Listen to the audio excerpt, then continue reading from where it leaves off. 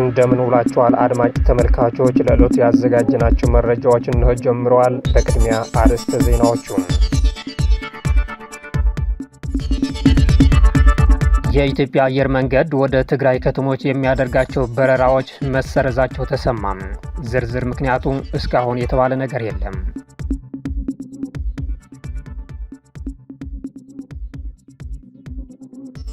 የሱዳን ጠቅላይ ሚኒስትር በጅቡቲ ጉብኝት አደረጉ። የሚኒሶታዋ የኮንግረስ አባል ኢልሃን ኦማር ማክሰኞ ዕለት በሚኒያፖሊስ በተካሄደው ህዝባዊ ስብሰባ ላይ ለደረሰባቸው ጥቃት የፕሬዝዳንት ዶናልድ ትራምፕ የጥላቻ ንግግር አስተዋጽኦ እንዳለው ገለጹ። የእነዚህና ሌሎች መረጃዎች እናቀርብላችኋለን። መልካም ቆይታ። የኢትዮጵያ አየር መንገድ ወደ ትግራይ ከተሞች የሚያደርጋቸው በረራዎች መሰረዛቸው ተሰማም። የኢትዮጵያ አየር መንገድ ከአዲስ አበባ ወደ ተለያዩ የትግራይ ክልል ከተሞች አየር ማረፊያዎች የሚያደርጋቸው በረራዎች መሰረዛቸው ተነገረ። ቢቢሲ ትግርኛ ዛሬ ጥር 21 ቀን 2018 ዓ.ም ወደ ትግራይ ክልል የሚደረጉ በረራዎች መቋረጣቸውን ከተጓዦችና ከክልሉ አንድ ኃላፊ ማረጋገጡ ዘግበዋል። ዛሬ ወደ አዲስ አበባ ለመጓዝ ትኬት ቆርጠው የነበሩ መንገደኞች የሐሙስ ጥር 21 ቀን 2018 ዓ.ም መሰረዛቸውን የሚያስታውቅ አጭር የጽሑፍ መልእክት እንደደረሳቸው ተናግረዋል። በመልእክቱ ላይ ከእቅድ ውጭ በሆነ ምክንያት በረራው መሰረዙና መንገደኞች የኢትዮጵያ አየር መንገድን ወይም የጉዞ ወኪላቸውን እንዲያገኙ መክረዋል። ነገር ግን የኢትዮጵያ አየር መንገድ የበረራዎችን መቋረጥን በተመለከተ እስካሁን የሰጠው ይፋዊ ምክንያት ሆነ መግለጫ የለም። ስለ በረራዎች መሰረዝ የተጠየቁት የክልሉ ትራንስፖርት ኃላፊ አቶ ታደለ መንግስቱ በረራዎች መቋረጣቸውን አረጋግጦም ነገር ግን ዝርዝር መረጃ እንደሌላቸው ለቢቢሲ ተናግረዋል። አንድ ስማቸው እንዲጠቀስ ያልፈቀዱ የአየር መንገዱ ኃላፊም ወደ ትግራይ የሚደረጉ በረራዎች መቋረጣቸውን አረጋግጠዋል። እኚህ የአየር መንገዱ ባልደረባ እንደገለጹት በረራዎች ለዛሬ ሐሙስ ብቻ ነው የተሰረዙት። ነገር ግን የቀጣይ ቀናት በረራዎች በሚኖረው ሁኔታ የሚወሰን ይሆናል በማለት ለውሳኔው ምክንያት ምን እንደሆነ ከመግለጽ ተቆጥበዋል። በዚህ ምክንያት ከአዲስ አበባ ወደ መቀሌ፣ አክሱም፣ ሽሬና ሁመራ ከተሞች ሐሙስ ዕለት የሚደረጉ በረራዎች እንዲሁም ወደ አዲስ አበባ የሚደረጉ በረራዎች መሰረዛቸው ተሰምቷል። መቀሌ የሚገኘው የቢቢሲ ትግርኛ ዘጋቢ ከአዲስ አበባ ወደ ትግራይ ክልል ከተሞች የሚደረጉ በረራዎች መሰረዛቸውን በከተማዋ ከሚገኘው የኢትዮጵያ አየር መንገድ የቲኬት ቢሮ ማረጋገጥ ችሏል። በተጨማሪም መቀሌ የሚገኙ የኢትዮጵያ አየር መንገድ ሰራተኞች ዛሬ ወደ ቢሮ እንዳይገቡ እንደተነገራቸው አረጋግጧል። የበረራዎች መቋረጥ በተመለከተ እስካሁን ከትግራይ ክልል ጊዜያዊ አስተዳደርና ከኢትዮጵያ መንግስት የተሰጠ አስተያየት የለም። የቢቢሲ ዘጋቢ መቀሌ ወደሚገኘው አሉላ አባ ነጋ አየር ማረፊያ በማቅናት እንዳጣራው በስፍራው የተለመደው የተጓዦች እንቅስቃሴ እንደሌለና ከአየር ማረፊያ የጥበቃ አባላት ውጪ የሌሎች እንቅስቃሴ እንደሌለ ገልጿል።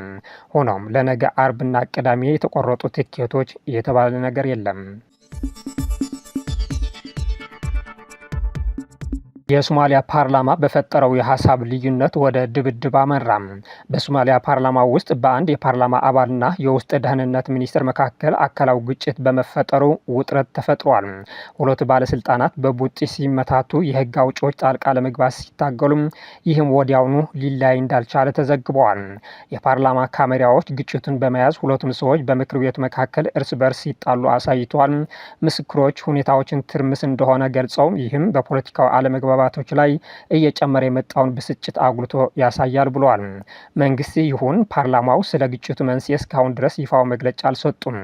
የጸጥታ ሰራተኞች ክስተቱን ተከትሎ ስርዓቱን ለመመለስ ጥሪ እንደተደረገላቸውም ተዘግበዋል።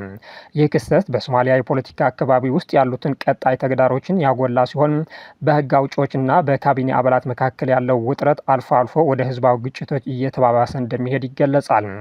ትርምስ የተፈጠረው በ5 ጊዜያዊ ህገ መንግስት አዳዲስ ምዕራፎች ላይ በተደረጉ ማሻሻያዎች በተፈጠሩት አለመግባባቶች መካከል ነው። 11ኛው የፓርላማ ስብሰባ በድንገት ተቋርጦ ነበር። ጩኸት፣ ፊስካ መንፋት፣ መገፋፋትና አለመረጋጋት በምክር ቤቱ ውስጥ ተንሰራፍቶ ነበር።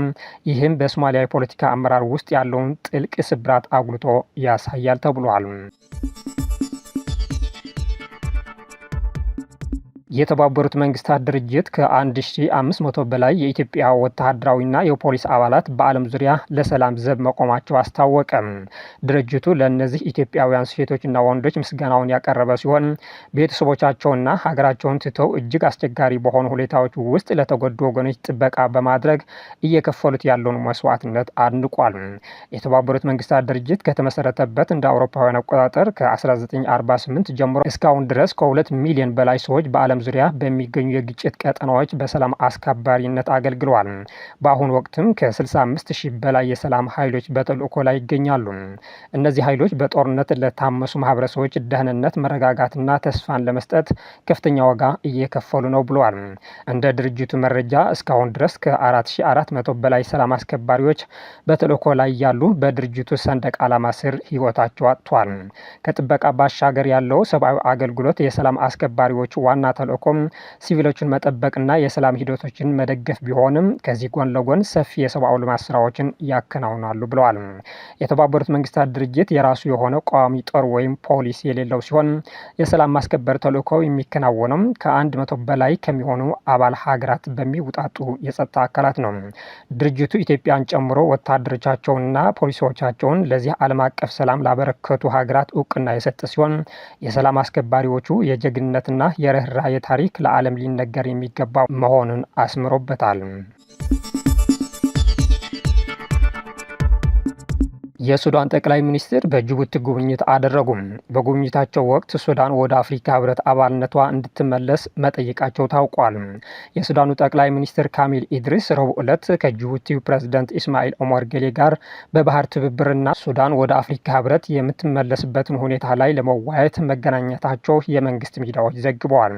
እንደ ሱና ዘገባ ከሆነ ጠቅላይ ሚኒስትር ኢድሪስ ከሱዳን ውጭ ጉዳይ ሚኒስትር ምክትል ጸሐፊ ሙአዊያ ኦስማን ካሊድና ከምክትል የስለላ ዳይሬክተር አባስ መሐመድ ባኪት ጋር በመሆን ሱዳን በወደብ አስተዳደርና በሁለትዮሽ ኮሚቴዎች እንቅስቃሴ ላይ የቴክኒክ ትብብር እንደምትፈልግ ለጅቡቲ መንግስት ጠይቋል። መንግስት ከጅቡቲ ጋር በመተባበር በወደብ ዘርፍ እውቀትን መለዋወጥና የንግድና ኢኮኖሚው ግንኙነትን በማጠናከር ላይ ፍላጎት አለው ማለታቸው ሱና ዘግበዋል። ጥቅምት 2021 ወታደራዊ መፈንቅለ መንግስት ከተፈጸመ በኋላ የአፍሪካ ህብረት የሱዳንን አባልነት አግዶም የሲቪል አገዛዝን ወደ ነበረበት መመለስ እንደ ቅድመ ሁኔታ አስቀምጧል። ሆኖም ወታደራዊ ኃይሉ በጠቅላይ ሚኒስትር ኢድሪስ የሚመራ የሲቪል መንግስት ቢመሰረትም ሰራዊቱ በአስፈጻሚ ጉዳዮች ላይ ከፍተኛ ተጽዕኖ እንዳለው ይነገራል። ጅቡቲ በአሁኑ ጊዜ የአፍሪካ ህብረት ኮሚሽን የ39ኛው የአፍሪካ ህብረት መደበኛ ጉባኤና ከየካቲት 11 እስከ 15 በአዲስ አበባ ለሚካሄደው 46ኛው የስራ አስፈጻሚ ምክር ቤት መደበኛ ጉባኤ በሊቀመንበርነት ትመራዋለች። ለዚህም ነው ጠቅላይ ሚኒስትር ኢድሪስ ሱዳን ወደ ህብረቱ የመመለስ ፍላጎት እንዳላት ለጅቡቲ ጥያቄ ያቀረቡት። ከዚህ በተጨማሪ ሱዳን ወደ የምስራቅ አፍሪካ የልማት በየነ መንግስታት ኢጋድ የመመለስ ፍላጎት እንዳላት እየተገለጸ ነው። ኢድሪስ ከማንኛውም የፖለቲካ ሂደት በፊት የፈጣን ድጋፍ ኃይሎች አርኤስኤፍ ከከተማ ማዕከላት እንዲወጡና ትጥቅ እንዲፈቱ የሚያስገድድ የመንግስት የሰላም ተነሳሽነት ማቅረባቸው ዘገባው አመልክቷል። ፕሬዝዳንት ጊሌ ጅቡቲ ለሱዳን ሉዓላዊነትና ለግዛት አንድነት ያላትን ቁርጠኝነት በድጋሚ ገልጾም የሰላም ተነሳሽነቶችን ለመደገፍ ፈቃደኛ መሆናቸውን አረጋግጧል። ነገር ግን በተለያዩ የሽምግልና ሂደቶች መካከል የበለጠ ቅንጅት እንደሚያስፈልግ አጽንኦት መስጠታቸው ተናግረዋል። ከውይይቱ ጎን ለጎን ኢድሪስ ከጅቡቲው ጠቅላይ ሚኒስትር አብዱል ቃድር ካሚል መሐመድ ጋር ተገናኝቶም የዶራሌ ባለብዙ ዓላማ ወደብ መጎብኘታቸው ተገልጿል።